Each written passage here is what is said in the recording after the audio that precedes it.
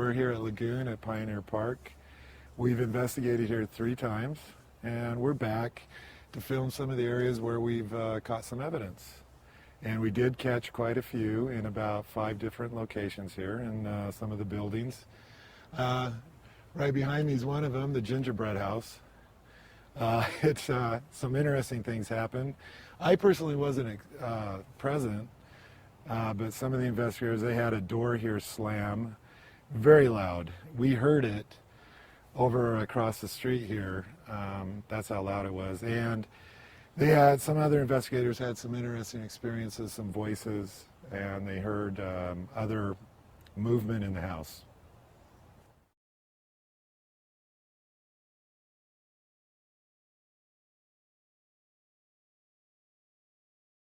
Little pictures up on the wall. Front door's closed.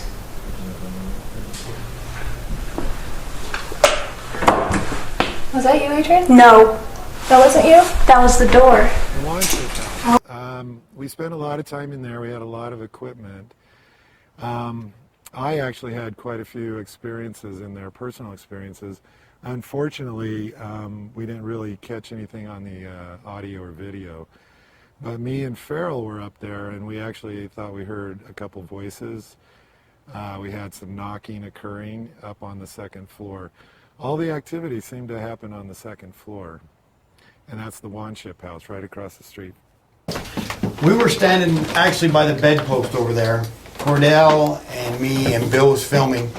And Cordell said, "Hey, you see a light?" And it was probably, I don't know where that bedpost, that big bedpost is. I didn't see it, but Cordell did. But about that time, on the right side of my body, I started getting cold chills. And then I told Cordell, "Hey, I'm getting some chills." And he says, "Look at the hair on my arm." And it's hot up here now. I mean, it was that hot up here. And it was cold. It was like wanting to shiver cold. And then it went away. So there is reports of hearing a little girl crying up here. So we don't know who this little girl is or what she's crying for.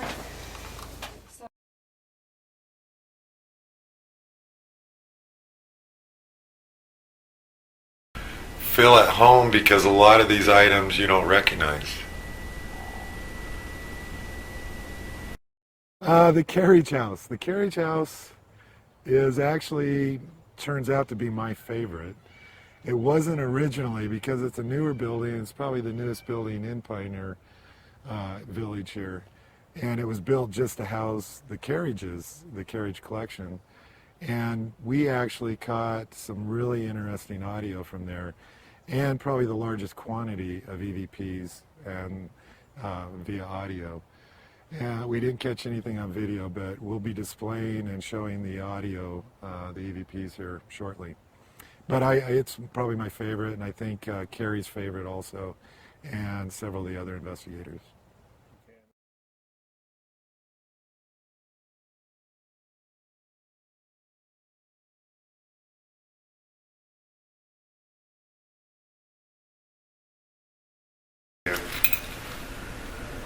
Does he like the red light? I don't know, it's interesting. I wonder if he can see anything. I'm going to watch my lookers if you want to feel it, see if the bracelet is cold or anything.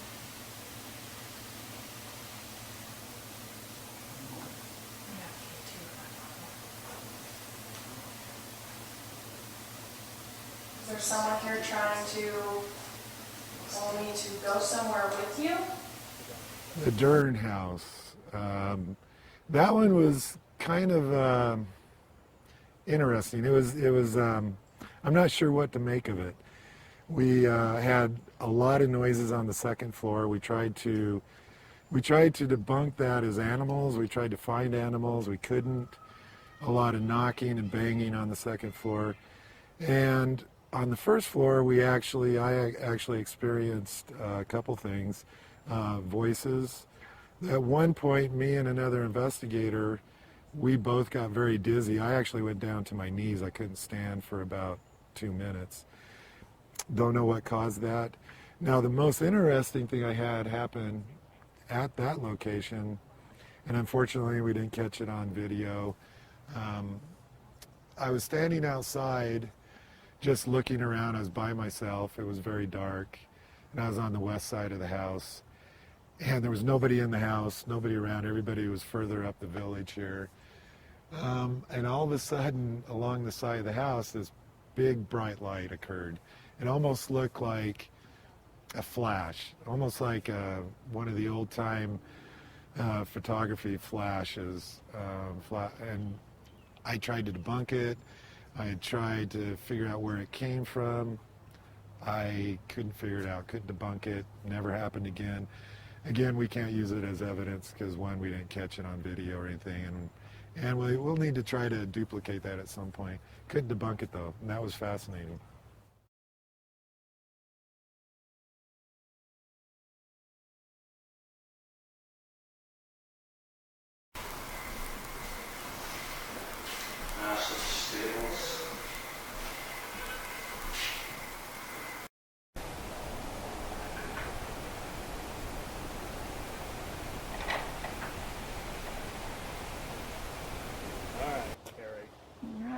So, tell me about what you found. The jail is actually one of my favorite places in the whole park. It's got a lot of history behind it. People who came here, when they would get rowdy, they'd get stuck in jail overnight. If it was a weekend, they'd wind up staying there for the weekend.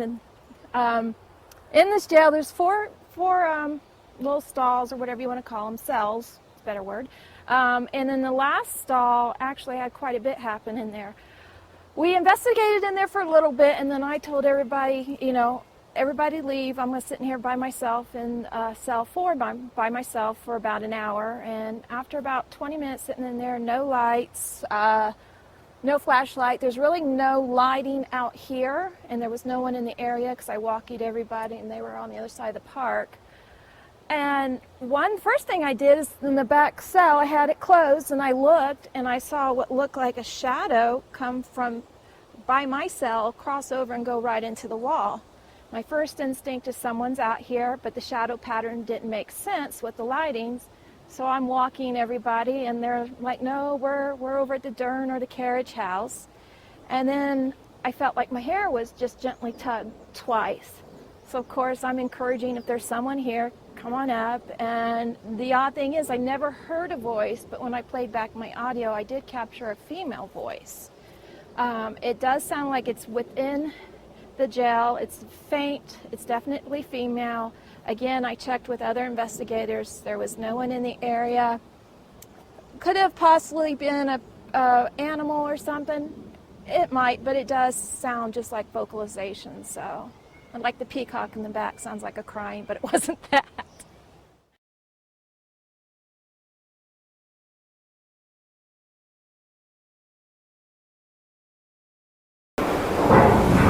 We'll see her again next Saturday.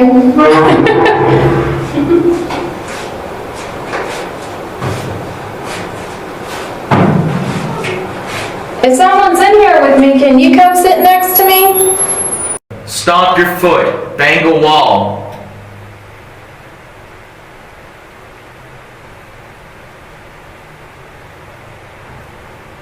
Mark. So what else? So what else? The millinery. I actually like the second floor of the millinery. Again, I was in there, and they have a big glass, plexiglass window to protect the other side. And there's a black dress in there that I just kept staring at. And after a while, it sounded like things were being moved or shuffled in there. And it was just me and another investigator, and we were perfectly still and didn't have the flashlight on. I had my camera. I actually have video of it on my camera. And every once in a while, it sounded like there was a conversation going on. We couldn't tell if it was a male and a female. It sounded more female.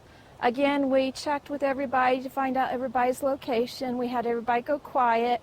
Then we'd hear noises that sounded like it was coming from the main floor up. So there was just a lot going on, but unlimited time, so we wanted to be able to try to investigate that a little bit more. Hey, we just like to know who you are.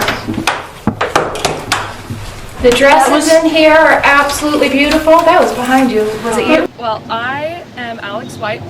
I'm a Laguna Beach coordinator. I also am in charge of Pioneer Village and kind of getting it open and closed, training my supervisors on opening and closing it as well. Back in the day when I was the supervisor, I was always closing it whenever I was working the second shift.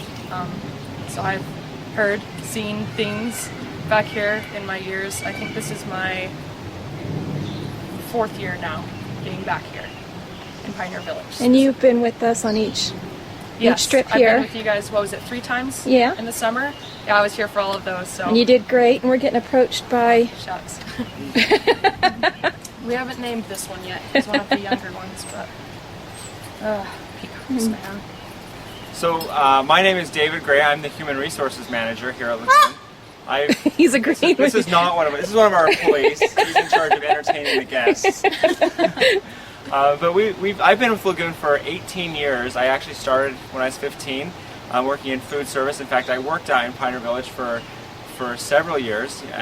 Some of my first memories of Pioneer Village was, when we would close at night, it would be dark, it would be late at night, and all the lights would turn off, the guests would go home, and we still had to do a lot of cleanup. And some of my fondest memories, well, I don't know if they're fondest memories, but certainly memories of Pioneer Village is when we'd have to take the garbage out, and it was always at the end of the other side of Pioneer Village where we were working. And I remember as fast as we could, we would take everything in and run down to the end, because there was obviously such just a different feeling when you're here in Pioneer Village and no guests, and the music turns on, and sometimes the music was still on, and it's just Alex knows that feeling. But I know my wife, we actually met here at Lagoon. She worked out in Pioneer Village as a teenager as well, and she would never go at night after the guests would go home.